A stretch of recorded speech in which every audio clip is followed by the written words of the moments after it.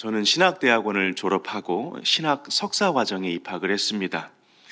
신학대학원에서는요, 이제 목회자가 되기 위한 이 전반적인 과정을 배웁니다.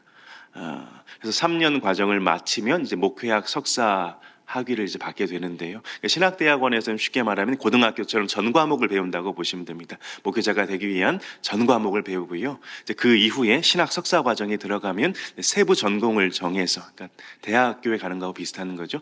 세부 전공을 정해서 이제 깊이 공부를 이제 하게 되는 겁니다. 그래서 뭐 나는 구약학을 하겠다, 나는 뭐 실천신학, 설교학을 하겠다, 뭐 조직신학을 하겠다 이렇게 선택을 하고 조금 더 깊이 있게 이제 공부를 들어가는 건데요. 저는 교회사를 이제 공부했습니다. 그 중에서도 종교개혁에 대해서 좀 공부를 했습니다.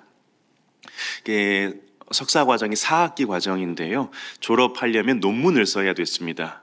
근데 논문 쓰는 게 굉장히 힘들더라고요. 신학대학원 다닐 때까지는 주로 이제 어떤 서평을 쓴다든지, 뭐 독후감을 쓴다든지, 어떤 것들을 요약하는, 또 평가하는 그 정도 어떤 과제와 일들을 했던 것 같아요. 이 사람은 이렇게 말했고, 저 사람은 저렇게 말했고, 흐름이 좀 이렇게 됐다. 뭐 이런 정도였는데, 논문을 쓰면서는 그 사람들 의견 말고, 그럼 너의 의견은 뭐냐? 나의 의견을 묻는데, 이게 익숙하지가 않더라고요. 내 의견은 이렇습니다. 그래서 내 생각은 이렇습니다. 이게 익숙하지가 않았습니다. 그래서 이제 지도 교수님하고 만나기도 하고 또 이메일로도 이렇게 주고받으면서 글을 쓰는데요. 서론 쓰는데 굉장히 많은 시간이 걸리고 참 힘들었던 기억이 납니다. 서론에서는 주로 이 글, 이 논문의 연구의 배경과 목적이 뭐냐, 그러니까 왜 이 연구를 하게 됐냐, 이 연구를 통해서 뭘 밝히려고 하냐, 그리고 이 논문의 핵심 내용을 여기다가 이제 적어야 되거든요. 서론을 쓰면서 이 과정을 포기해야 되나 이런 고민이 많았습니다. 그러니까 교수님께서 계속 그래서 이게 이전 연구와의 연관성은 어떻게 되냐, 뭘 쓰려고 하는지 정확하지가 않다. 뭐 계속 이제 다시 써오라고 이렇게 반려를 시키는 거예요. 그래서 나는 자질이 없구나, 공부를 더 할 자질이 없구나 이런 생각과 함께 나중에 계속 반려시키시니까 내가 뭐 잘못했나 교수님한테 좀 이런 생각까지 이제 들더라고요. 근데 서론을 쓰고 나니까 본론과 결론은 아주 쉽게 썼습니다. 교수님이 이 서론을 통과시켜 주시는 날에 서론 됐으면 이제 80% 다 된 거라고 잘해보라고 이제 하시더라고요. 그러니까 왜 이 이야기를 길게 말씀을 드렸는가 하면 모든 글에서 이 서론이 가장 중요하다는 겁니다. 논문 심사를 이제 받을 때도 심사하는 교수님 3분이 계셨는데 서론을 자세히 보시고요. 그래서 결론에서 뭐라고 했느냐 이거 보시고요. 양은 본론이 가장 많은데 본론은 그냥 챕터만 보십니다. 제목만 보시고 넘어가시더라고요. 논문뿐만 아니라 모든 글에서 서론은 참 중요합니다. 독자는 그 글을 읽을지 말지 아직 결정한 상태가 아닐 수 있어요. 서론을 읽어보면서 내가 이걸 계속 읽어야 되겠는가 아닌가 결정할 겁니다. 아직 마음을 결정하지 못한 독자의 관심을 집중시킬 수 있느냐 없느냐가 이 서론에서 결판이 나죠. 아마 책 이렇게 사보신 적들이 있으시죠? 서점에 가면 저도 이제 책을 가끔 사면 먼저 제목을 이제 보고요. 그리고 목차를 봅니다. 제목에 관심이 있으면 목차를 보고 그래도 관심이 있으면 서론 봅니다. 뭐라고 하는지 조금 보고 사야 되겠다. 놓다. 이렇게 결정을 합니다. 시편은 150개의 시가 엮여 있습니다. 150개의 시가 엮여 있는데요. 그럼 시편의 서론은 어디일까요? 시편의 서론이 어디일까요? 시편 1편과 2편이 150개의 시편 전체의 서론에 해당합니다. 이건 학자들 간에 이견이 없습니다. 150개의 시편 중에 1편과 2편은 서론 역할을 합니다. 1편과 2편 보시면 느낌이나 분위기가 참 많이 달라 보이는데 그럼에도 사실 같은 내용을 담고 있습니다. 시편 1편이 어떤 말로 시작됐는지 혹시 기억하십니까? 네, 복 있는 사람은 이렇게 시작을 했죠. 시편 2편이 뭐라고 마치고 있을까요? 복이 있도다. 여호와께 피하는 모든 사람은 다 복이 있도다. 그러니까 복 있는 사람은 누구냐? 여호와께 피하는 사람이 복이 있는 사람이다. 이렇게 연결이 되고 있는 겁니다. 이 시편 1편과 2편을 묶어서 보면 이게 수미상관의 형식입니다. 그러니까 시작하는 말하고 끝나는 말이 똑같다는 얘기입니다. 히브리어로 아스웨레이라는 말. 그러니까 축복으로 시작해서 축복으로 끝이 납니다. 1편, 2편이요. 그래서 오늘 시편 2편을 통해서 하나님은 우리에게 복 주시기 원하시는 분인데 우리가 그 복을 어떻게 받을 수 있느냐, 또 우리에게 주시고자 하는 그 복이 어떤 복이냐 하는 것들을 조금 더 살펴보려고 합니다. 1편과 2편은 사실 하나와 같기 때문에 1편의 내용을 조금 돌아보겠습니다. 시편 1편은 복 있는 사람이 어떤 사람이냐를 말해주고 있었어요. 복 있는 사람은 악인과 죄인과 오만한 자하고는 같은 사람이 아니다. 이들 사이에는 어떤 공통점이 서로 나눌 분깃이 없다. 왜냐하면 서로 다른 길을 가고 있기 때문입니다. 그럼 복 있는 사람을 악인과 죄인과 오만한 사람하고 나누는 기준이 무엇이었습니까? 그 여호와 율법이었습니다. 하나님의 말씀의 길로 나아가느냐 나아가지 않느냐에 따라서 사람의 인생의 축복과 저주, 그 생과 사가 갈린다는 말씀이 시편 1편의 핵심 내용이었습니다. 근데 시편은 시이기 때문에 비유를 사용하죠. 그래서 의인을 시냇가에 심은 나무에 이렇게 비유를 했고요. 악인은 바람에 흩날리는 겨에 비유를 했습니다. 그래서 하나님이 때가 되면 모든 것을 그 행한 대로 심판하시고 책임을 물으실 건데요. 하나님이 그 인생에게 그 책임을 물으실 때 인생은 크게 두 부류로 나뉠 겁니다. 그때 하나님의 그 가르침과 다스림을 기뻐해서 시냇가에 심은 나무처럼 왕성한 생명력 가운데 제때 열매를 맺는 알곡과 같은 사람, 의인으로부터 겉껍데기처럼 있으나 없는 것 같은 무의미하고 가치 없는 삶을 산 악인을 따로 가르실 겁니다. 그래서 악인은 이러한 하나님 심판 앞에 도저히 견딜 수가 없을 거고요. 악인들은 그 의인들에게 약속된 영원한 생명에서 제외될 것이지만 이 복 있는 사람, 곧 의인은 하나님께서 인정하시고 또 심판의 자리에서 영원한 생명 얻고 하나님과 기쁨으로 함께 살아갈 것입니다. 이게 시편 1편의 내용이었습니다. 저는 오늘 이 시편 1편하고 2편을 연결해 보려고 합니다. 1편과 2편은 이게 분위기나 느낌이 너무 달라서 별개처럼 보이지만 자세히 들여다보면 결국 같은 걸 얘기하고 있거든요. 먼저 시편 1편은 참 완벽해 보입니다. 그 자체로 완벽해 보이는 시입니다. 끝에 이제 의인들의 길은 여호와께서 인정하시고 악인들의 길은 망하리로다 외치는 그 시인의 말에 우리 믿는 우리 독자들은 맞아, 그렇게 될 거야 동의하고 고개를 끄덕이고 좀 통쾌함을 느낍니다. 맞아, 이렇게 되기를 원합니다. 아멘. 근데 문제는 우리가 의인이 아니라는 데 있습니다. 우리가 잘 아는 로마서 3장 10절은 이렇게 기록되어 있습니다. 우리 화면을 보고 같이 한번 읽어보실까요? 로마서 3장 10절 말씀입니다. 기록된 바 의인은 없나니 하나도 없으며, 23절 말씀도 같이 한번 읽어보실까요? 모든 사람이 죄를 범하였음에 하나님의 영광에 이르지 못하더니, 우리는 의인이 아닙니다. 어머니 모태로부터 죄를 가지고 태어나는, 쉽게 말해서 고장난 상태로 태어나서 스스로는 그 고장난 걸 고치지 못하고 죽는 게 인간의 숙명입니다. 이 말은 우리가 태생적으로 복 있는 자의 길로 갈 수 없다는 얘기입니다. 구약을 보시면 이스라엘이 의인의 길을, 복 있는 사람의 길을 걸어갔습니까?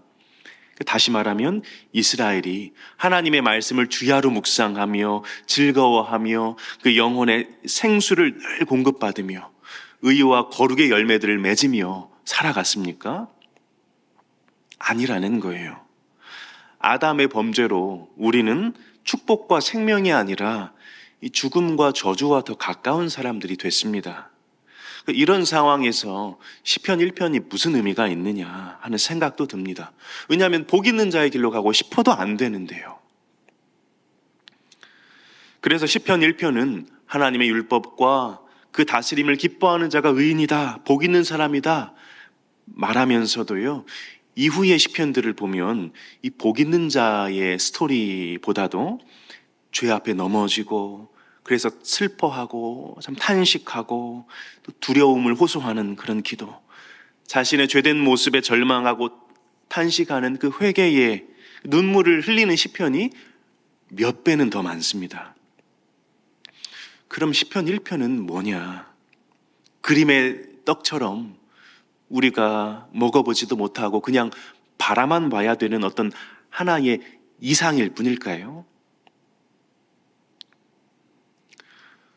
하나님께서는 죄로 인해서 죽음과 절망밖에는 남지 않은 우리에게 살 길을 열어주셨습니다. 그럼 그 살 길이 대체 무엇이냐? 시편 1편이 말하는 이 복 있는 자의 축복을 어떻게 실현하실 것인가? 그 답이 시편 2편에 들어 있습니다. 그걸 같이 찾아보고 확인하는 게 오늘 설교의 방향이고 또 목적입니다. 시편 1편과 2편을 날씨에 한번 비유해 보면요. 오늘도 날씨가 참 좋더라고요. 하늘이 정말 청명하고 어제 그제 참 너무 청명하고 예쁘더라고요. 시편 1편이 끝날 때에는 마치 오늘 하늘과 같은 그런 날씨였다면 시편 2편이 시작할 때는 다시 천둥번개가 치는 그런 모습 같아 보입니다. 1편은 악인들의 길은 망하리로다 이렇게 끝났거든요. 2편은 보면 이방 나라들이 분노하고 민족들이 헛된 일을 꾸미는가 하면서 악인들이 등장합니다. 그러니까 악인들이 망하기는커녕 분노하고 나서서 여호와를 대적하는 그림입니다. 1절에 보면 이방 나라들이 분노하고요. 민족들은 헛된 일을 꾸미고요. 2절에 세상의 군왕들은 나서고요. 관원들은 서로 꾀해서 그래서 이들이 뭘 합니까? 여호와와 그의 기름 부음 받은 자를 대적한다고 얘기합니다. 뭐라고 말하면서 그럼 대적하느냐? 3절에 그 대사가 나오거든요. 악인들의 대사가요. 우리가 그 맨 것을 끊고 그 결박을 벗어버리자 말하면서 대적한다는 겁니다. 그러니까 이들에게 여호와의 그 다스림 안에 말씀 안에 거하는 건 거추장스러운 거예요. 그래서 그 통치에서 우리가 벗어나자 맨 것을 끊어버리자 말한다는 겁니다. 우리는 시편 1편을 읽으면서는 복 있는 사람은 악인의 꾀를 따르지 아니하고 죄인의 길에 서지 않고 오만한 자의 자리에 앉지 않고 이런 말들을 보면서는 혹시나 내가 죄인의 길에 선 적 없나? 악인의 꾀를 따랐던 적은 없나? 나를 조금 비추어 보고 좀 돌아보고 적용하면서 좀 들으셨을 거예요. 이 편은 이방 나라와 민족과 세상 군원과 군왕과 관원과 이런 표현이 나하고 관련이 됐을 거라고 생각하시는 분은 없을 겁니다. 왜냐하면 이 표현들은 의인이나 악인처럼 어떤 개인을 가리키는 게 아니고 더 큰 집단, 무리를 가리키는 것처럼 또 군왕과 관원은 어떤 특수한 지위나 직책을 가리키는 것처럼 보여지기 때문입니다. 그러나 이방 나라, 민족, 세상 군원, 군왕, 관원은 이 악인의 부류를 나타내는 겁니다. 악인을 나타내는 거거든요. 그러니까 무슨 말인가 하면 시편 1편에서는 이 선과 악의 문제가 이 개인의 차원에서 다뤄졌습니다. 사람 개인의 차원에서요. 그래서 의인과 악인으로 나누는 겁니다. 2편에 가서는 이 범위가 확대되는 겁니다. 온 세상과 모든 나라, 민족에게로 확대가 되고요. 또 군왕과 관원처럼 최고 권력과 권위에까지 이게 확대가 되는 겁니다.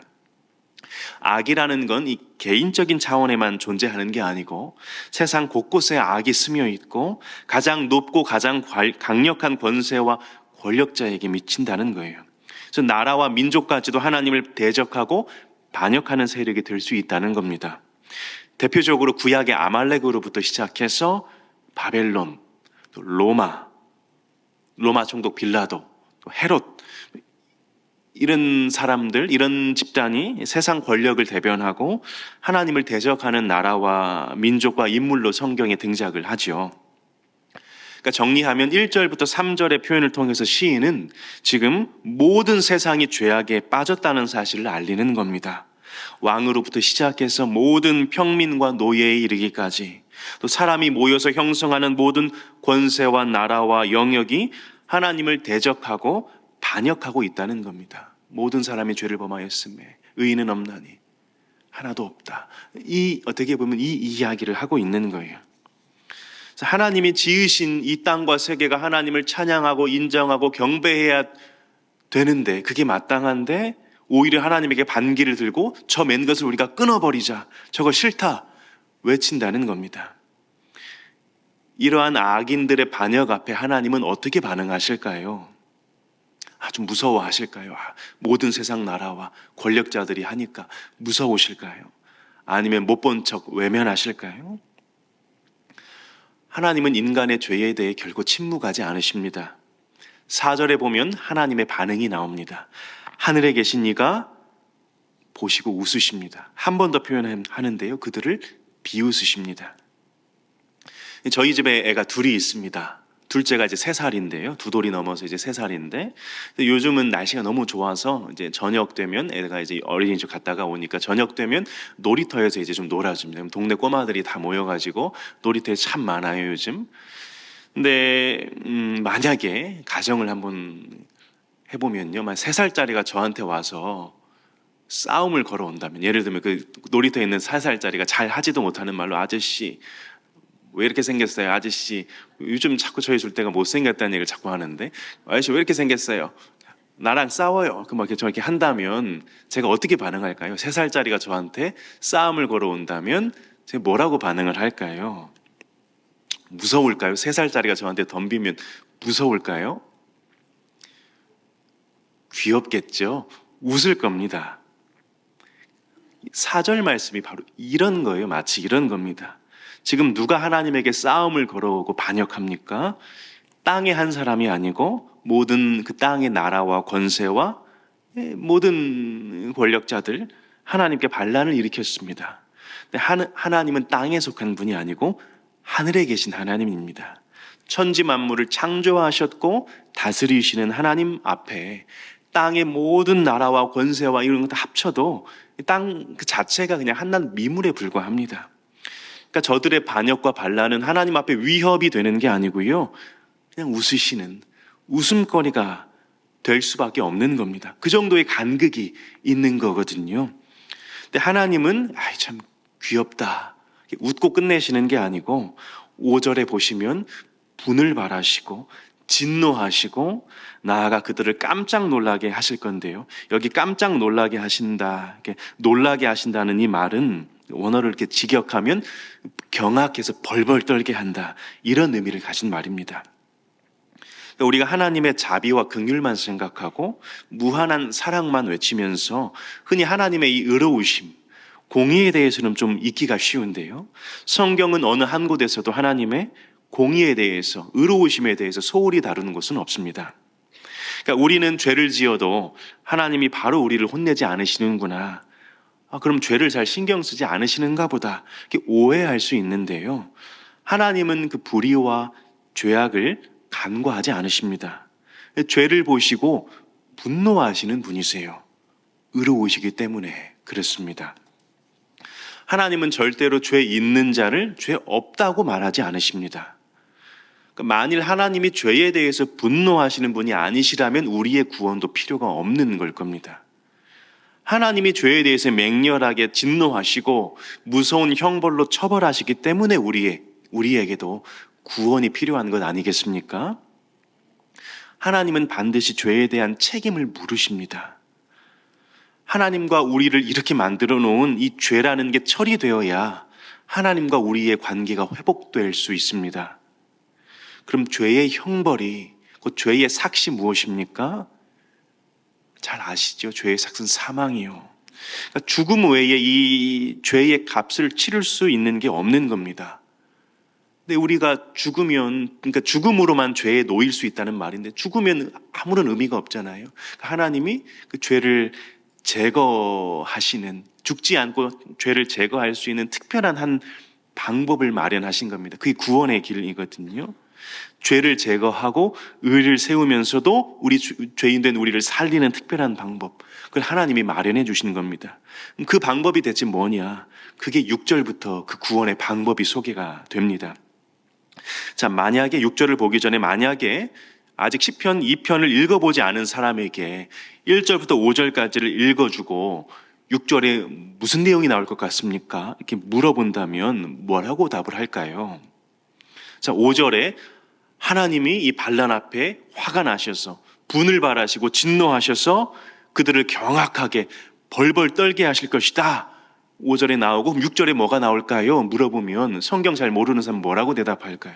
쉽게 말하면 하늘이 노하면 무슨 일이 일어나겠습니까? 이런 질문하고 똑같은 겁니다. 하나님이 노하셨으니까 무슨 일이 일어날까요? 보통 옛날에 사람들이 이제 하늘이 노하면 뭐 전염병이 돌거나 뭐 가뭄이나 홍수, 자연재해를 많이 생각했죠. 또 이제 잘 몰랐을 때는 일식, 월식 이런 게 하늘에 노한 증거다 막 이렇게 얘기하기도 했고요. 인간이 생각하는 그 정도의 생각입니다. 하늘이 노하면 그런 일들이 일어날 거야. 6절에서는 우리가 상상하지도 못할 내용이 하나님의 지혜가 펼쳐집니다. 하나님은 그들을 물이나 불로 쓸어버리시거나 짓밟는 것으로 벌벌 떨게 하시는 게 아니고요. 나의 왕을 내 거룩한 산 시온에 세우셨다는 겁니다. 이게 무슨 말입니까? 하나님은 인류의 구원을 위해서 장차 특별한 한 인물을 보내실 것이다. 아주 오래전부터 예언했습니다. 창세기 3장 15절 말씀을 한번 보여주시면 여기서부터 시작되어 있거든요. 여인의 후손을 통해서 구원할 것이다. 그러니까 여인의 후손을 보내실 것이다. 그래서 오실 메시아에 대한 그 예언이 구약에 계속되죠. 이스라엘 가운데 이제 하나씩 점진적으로 하나씩 더 이게 껍질이 벗겨지는 것처럼 이게 더 이렇게 커져가요. 분명해져 갑니다. 그래서 이스라엘에서 아브라함의 씨에서 올 것이구나. 유다 지파로부터 왕을 세울 것이구나. 그 왕권이 실로가 오시기까지 홀이 유다 지파를 떠나지 않을 것이라고 하셨고, 또 이후에게 다윗에게 영원한 왕권을 약속하시고 그 다윗의 씨에서 메시아가 나올 것이다. 이런 말씀들을 하셨죠. 그러니까 6절은 하나님이 세우시겠다고 약속하신 그 메시아를 세우시겠다는 겁니다. 어디에 세우시는가 하면 거룩한 산 시온에 세우신다는 거예요. 시온산은 하나님 성전이 세워지는 곳, 하나님이 자신의 거처로 택하신 그곳을 말합니다. 그러니까 온 세상이 하나님을 대적하고 반역하는 걸 보시고 하나님은 웃으시고 진노하시며 그들이 경악할 일, 곧 하나님이 계획하셨던 메시아를 세우실 겁니다.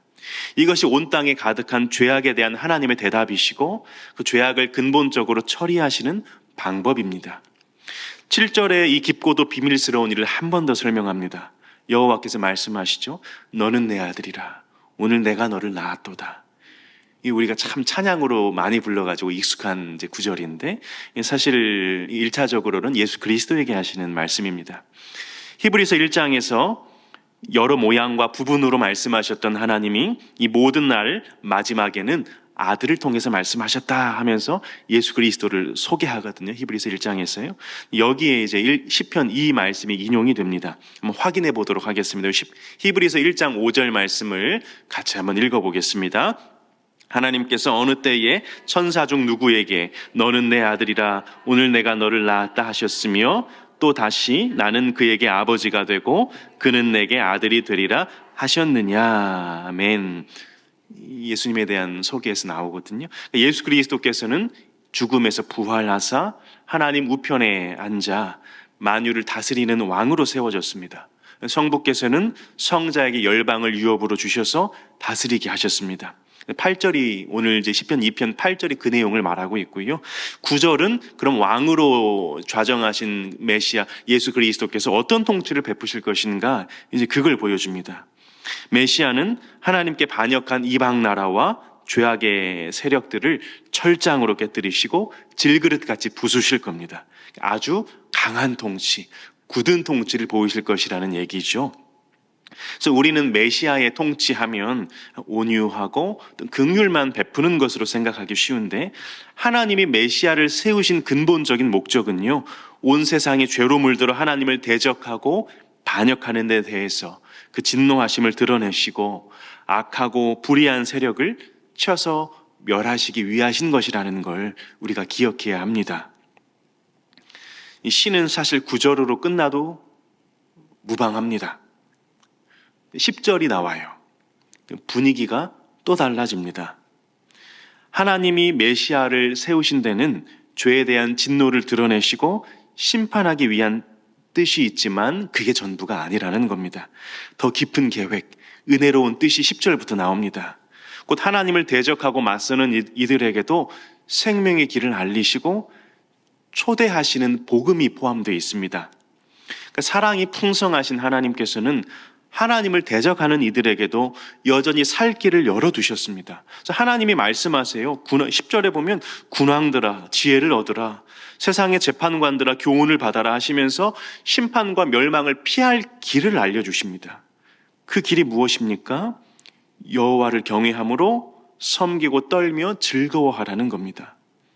그러니까 1절과 2절에 등장했던 이 악인들에게 우리가 맨 것을 끊어버리자, 결박을 끊자 외쳤던 아주 오만했던 이들에게 하나님 없이 살고자 그 불신앙, 그 악한 마음을 버리고 하나님 경외해라, 하나님 통치와 다스림을 받고 그 율법을 즐거워하는 길로 가라, 이 따뜻한 음성으로 말씀하고 계시는 겁니다.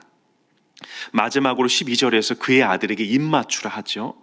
그러니까 왕이나 권세자에게 입을 맞추는 건 그 당시에 경의를 표하는 것이고 그 신분과 권세를 인정하는 그 당시의 행동이었습니다. 그러니까 고대에는 전쟁에서 패배하면요, 패배한 나라의 왕이 승리한 왕의 그 발에 입을 맞추는, 복종을 서약하는 의식들도 있었다고 합니다. 12절의 말씀은 곧 하나님의 아들 메시아에게 굴복하고 사랑과 복종을 서약하라는 말씀입니다. 메시아에게 그 하나님께서, 성부 하나님께서 성자 예수께 모든 것을 맡아 다스리는 권세를 주셨으니 그에게 복종해야 된다. 그게 하나님의 통치에 복종하는 것이다. 너희가 그 아들에게 입 맞추고 복종하지 않으면 너희 망할 것이다. 긍휼과 자비로 교훈하고 계시는 겁니다.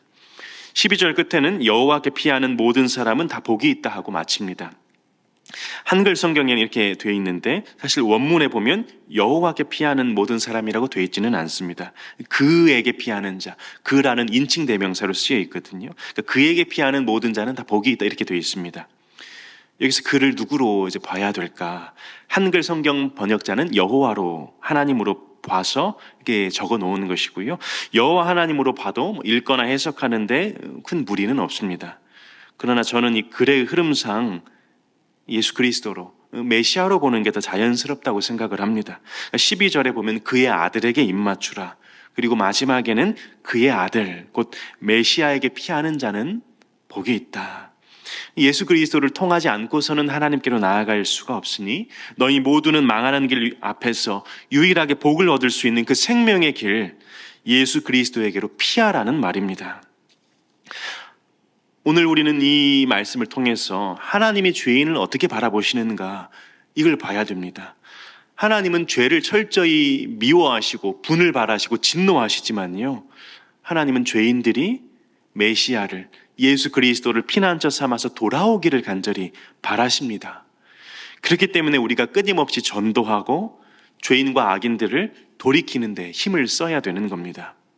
오늘 우리가 기도할 때 하나님의 이 마음, 죄인을 향한 그 하나님의 안타까워하는 그 마음을 품고 기도하면 좋겠습니다. 여기 대부분 부모님들이실 텐데요, 자녀들이 참 예쁘고 많은 기쁨을 주기도 하지만 때로는 또 많이 속을 썩이기도 하죠. 저희 집 애기들만 속을 썩이나요? 네. 자녀가 부모에게 할 수 있는 최대의 잘못이 뭘까요? 각자마다 이제 경험하신 게 다르겠지만, 아이가 어리다면 말 안 듣고 학교 안 가는 거, 학원 안 가면 그런 걸까요? 가출하는 거. 장성했으면 이제 결혼을 해야 되는데 결혼 안 하는 거. 결혼엔 이제 좀 손주를 보면 좋겠는데 말은 못하고 참 아이를 안 낳는 거. 이제 여러 가지 이렇게 생각하시는 것들이 있으실 수 있을 텐데, 자녀가 부모에게 할 수 있는 최대의 잘못은 부모를 부모로 여기지 않는 겁니다. 부모가 버젓이 살아있는데도 부모를 부모로 여기지 않는 거, 그게 가장 큰 잘못 아니겠습니까? 말 조금 안 듣고 매맞을 짓 하고 그래도 다 이건 부모 자녀 관계 아래에서 이루어지는 일이기 때문에 그래도 괜찮아요. 근데 부모와 자녀 관계 자체를 부정하고 부모를 부모로 여기지 않으면 그것만큼 배은망덕한 일이 어디 있겠습니까? 이 죄라는 건 영원한 부모가 되시는, 우리를 지으신 아버지 그 하나님을 인정하지 않고 알지 않고 필요로 하지도 않는 것, 그게 가장 큰 죄입니다. 우리가 하나님을 없는 것으로 여기며 살 때 세상을 지으시고 뿐만 아니라 나를 지으신 그 영원한 부모 되신 하나님을 안중에 두지 않고 살아갈 때 하나님은 가장 마음 아파하십니다. 하나님은 하나님을 알지도 못하는, 찾지도 않는, 필요로 하지도 않는 악한 세대에게 말씀하십니다. 나는 네가 죄 가운데서 망하지 않기를 바라고 내 아들 안에서 살 길을 찾기를 원하노라. 그 외침이 바로 복음입니다. 끊어져 버린 길, 그 부모와 자식의 그 끊어져 버린 그 관계를 예수 그리스도라는 길로 이으시고 나아오라고 하시는 겁니다. 오늘 기도 시간에 허물과 죄로 죽었던 우리를 살리신 그 은혜, 우리 죄를 해결하시고 맡긴 담을 허시고 다시 하나님과 가깝게 하시려고 예수 그리스도를 보내주신, 십자가의 길로 보내신 하나님의 그 크고 놀라운 은혜 앞에 참 감사하고 찬양하고 그 기쁨을 고백하는 그런 기도가 있으면 좋겠습니다. 또 죄인을 향한 이 마음, 하나님의 그 마음, 시선을 기억하고 하나님을 벗어나 있는 이들이 다시 영원한 부모 되신 하나님께 돌아와서 그 바른 관계로 돌이키는 사역들 내가 감당하게 해달라고 기도하시면 좋겠습니다. 특별히 그리스도를 통해서 다시 부모 되시는 하나님께 사람들을 이어주는 전도의 사역 감당해 보시면 어떨까요? 화요전도단과 토요전도단이 이 마음으로, 하나님 아버지의 마음으로 열심히 전도하고 계시거든요. 열려 있습니다. 함께 가셔서 기도하시고 전도하시면 좋겠습니다. 지난 목요일에 EDI 2단계 1기 훈련이 끝났습니다. EDI 실시하는 전체 이제 교회에서 2단계는 저희 교회가 처음 했거든요. 1기 훈련이 끝났습니다. 10주 과정이었는데요. 전도에 대한 강의도 듣고 소그룹도 하고 직접 나가서 전도하고 실천하고 했거든요. 제가 강의할 때는요, 훈련 받으시는 분들의 표정이 살짝 웃음 짓는 정도의 미소, 저에 대한 예의를 베풀어 주신 거라고 생각해요. 미소. 그런데 그런 분들이 전도를 나갔다가 오면요, 정말 그 표정에 그 차오르는 기쁨이, 어른들도 이렇게 벅차고 기쁜 표정을 지을 수 있구나 하는 것들을 제가 봤습니다. 그러면서 이 전도라는 건 이론이 아니고 실천이고 삶이구나, 이런 것들을 개인적으로 느꼈습니다. 전도의 현장이 활짝 열려 있습니다. 화요, 토요 전도단에 적극적으로 참여하시길 권해드리고요. 또 여러 여건이나 상황으로 하지 못하신다면 여러분을 보내신 그곳에서 가정이든 일터든지 어디든지 아직 하나님을 알지 못하는 이들이 우리를 통해서 그 아들 안에서 살 길을 찾고 그 아들에게 입 맞추고 그에게 피하여 하나님 주시고자 하는 그 복과 은혜를 누리고 영원한 생명 가운데, 하나님과 영원한 교제 가운데 살아가게 되는 그런 은혜가 있기를 바랍니다. 말씀 정리하겠습니다. 하나님은 우리에게 복을 주시기 원하는 분인데요, 무엇보다 하나님이 우리에게 주시고자 하는 복은 바로 우리가 하나님과 그 아들 예수 그리스도를 대적하는 게 아니고 그에게 피하고 그에게 입 맞추고 그 다스림 속에서 기쁨과 안전을 고백하고 누리고 영원한 생명을 받아 누리는 겁니다. 웨스트민스터 소유리 문답에 보면 첫 번째 질문이 이렇습니다. 많이 들어보셨을 건데요, 제가 문을 하면 답을 한번 해주시겠습니까? 인간의 가장 우선되는 목적은 무엇입니까? 가장 우선되는 목적은 하나님을 영화롭게 하고 하나님을 영원히 즐거워하는 것입니다. 사람의 제일 되는 목적은 왜 사는가 하면 우리가 하나님을 영화롭게 하기 위해서 산다는 겁니다. 우리는 오해할 때가 있어요. 하나님을 영화롭게 하는 건 우리가 1등에서 하나님 영화롭게 해야지, 인류 대학 가고 인류 기업에 들어가서 하나님 영화롭게 해야지, 교회를 지어드려서 헌금을 많이 해서 하나님 영화롭게 해드려야지 생각하기 쉽습니다. 그러나 그렇지 않습니다. 하나님은요, 이미 충분히 영화로우시고요, 이미 충분히 영광스러운 분이세요. 우리가 뭘 이루어서 그 영광에 더 보태드려야 될 게 없습니다. 그러면 우리가 뭘 해야 되느냐? 이미 충분히 영광스러우신 그 하나님의 영광 안에 거하는 것, 그게 하나님을 영화롭게 하는 겁니다. 하나님을 영화롭게 하고 그분을 영원토록 즐거워한다는 말은 다른 말이 아니고 같은 말입니다. 하나님을 영원토록 즐거워하는 게 하나님을 영화롭게 한다는 그런 말입니다. 사람은 자신을 영화롭게 하려고 자신의 성을 쌓으며 사는 존재입니다. 근데 문제는 그렇게 살면 행복하느냐? 아니라는 거예요. 아무리 재물을 쌓고 사업이 성공하고 사람들이 떠받들더라도 그 끝에는 결국 허무와 멸망이 있을 뿐입니다. 사람이 하나님을 알 때, 하나님을 영화롭게 하고 그분을 즐거워하며 살 때 우리에게는 그 인생의 허무가 사라지고 완전한 평안과 행복을 마주하게 됩니다. 영원하신 하나님을 즐거워하는 것의 열매가 바로 그런 것들이기 때문입니다. 세상은 문제가 없을 때 평안, 그 상태가 평안이라고 얘기해요. 근데 살아보셔서 아시잖아요. 문제가 없을 때가 있습니까? 성경이 말하는 평안은 그런 상황에 따른 게 아니고요. 하나님이 하늘로부터 부어주시는 것입니다. 우리 마음 안에 샘솟아 나는 것입니다. 하나님이 변하시지 않는 한, 하나님이 쇠하시지 않는 한 우리의 만족과 평안과 즐거움은 영원할 것입니다. 예수 그리스도를 통하여, 그의 아들을 통하여 주신 그 진정한 평안, 진정한 행복을 알고 그것을 삶에서 누리며 사시는, 진정으로 복 있는 자의 삶을 사시는 광천의 모든 가족들 되시기를 주님의 이름으로 축복합니다.